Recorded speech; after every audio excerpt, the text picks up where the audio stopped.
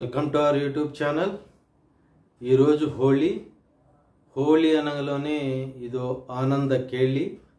చిన్నవాళ్ళ నుంచి పెద్దవాళ్ళు సైతం రంగులతో ఉల్లాసంగా ఉత్సాహంగా వయసుకు సంబంధం లేకుండా చిన్నల నుంచి పెద్దల వరకు ఈ హోళీ పండుగ చేసుకోవటం ఒక విశేషం.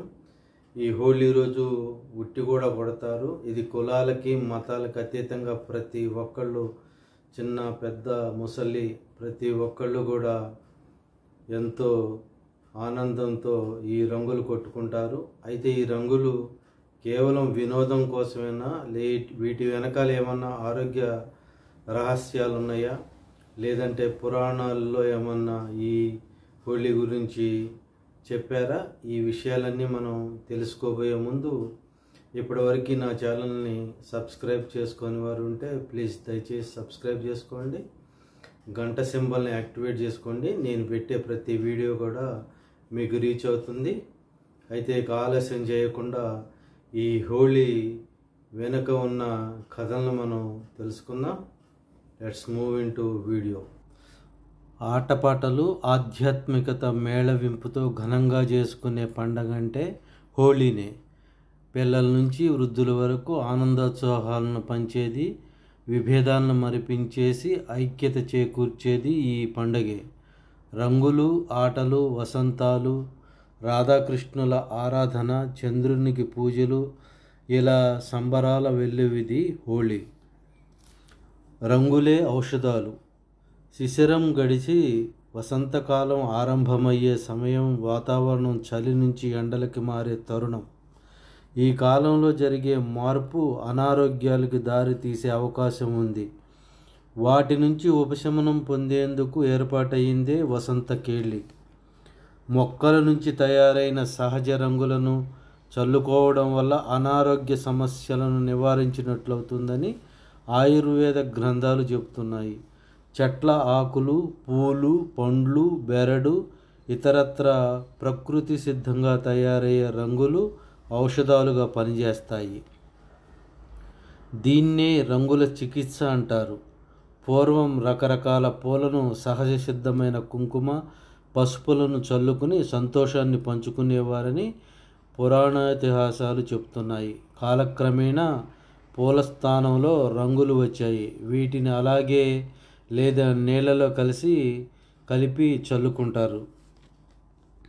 అగ్నితో అనుబంధం. హోళీ అంటే అగ్నితో పునీతమైందని అర్థం. ఈ పండుగ ప్రస్తావన స్మృతి కౌస్తుభంలో ఉంది. ఇది రాక్షస పీడ నివారణకు సంకేతం.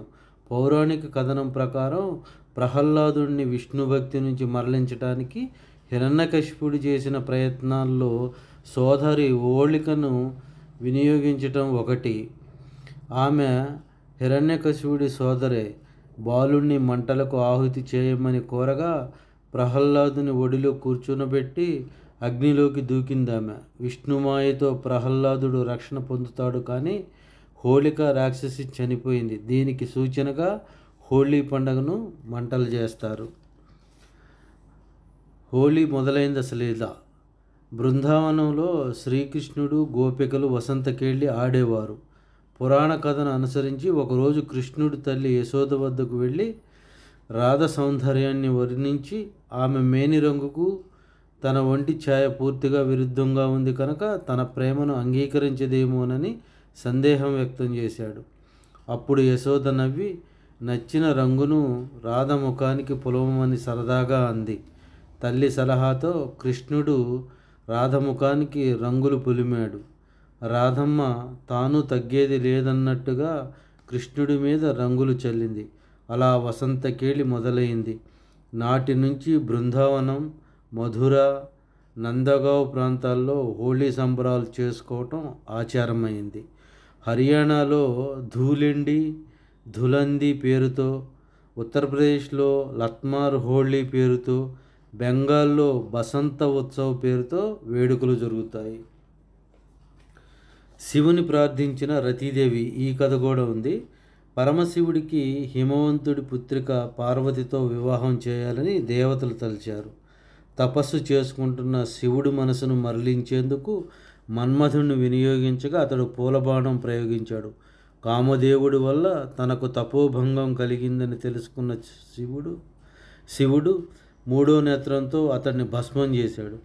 అది తట్టుకోలేని కామదేవుడి భార్య రతీదేవి తన భర్తను బ్రతికించమని వేడుకుంది.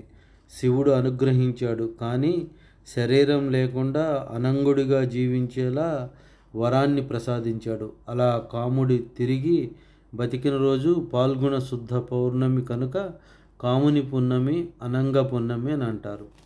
ఇంకో కథ కూడా ఉంది. వైకుంఠం లోక ప్రాప్తి కలగాలంటే హోళీని డోలోబాత్ర, ధౌల్ ఉత్సవ్, డోలా పూర్ణిమ అని కూడా పిలుస్తారు. ఈరోజు శ్రీకృష్ణ పరమాత్ముని పూజిస్తారు. డోలా అంటే ఊయల, శ్రీకృష్ణుని ఉయ్యాలలో ఉంచి ఆరాధిస్తారు కనుక డోలోత్సవం అంటారు. ఊయలలో అర్పించిన గోవిందుణ్ణి దర్శించిన వారికి వైకుంఠలోక ప్రాప్తి కలుగుతుందని భక్తులు విశ్వసిస్తారు.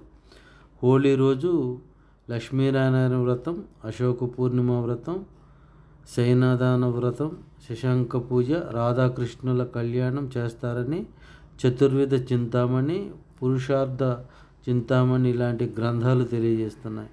మధుర మీనాక్షి తపస్సు చేసి మందేశ్వర స్వామిని వివాహం ఆడింది కూడా పాల్గొనే పూర్ణిమ నాడు కనుక ఈరోజు ఆలయాల్లో కళ్యాణ వ్రతం నిర్వహిస్తారు. ఇలా హోలీ గురించి మనకి పురాణాల్లో రకరకాల కథలు ఉన్నాయి. మరిన్ని మంచి విషయాలతో మరొక వీడియోలో కలుద్దాం. అప్పటి వరకు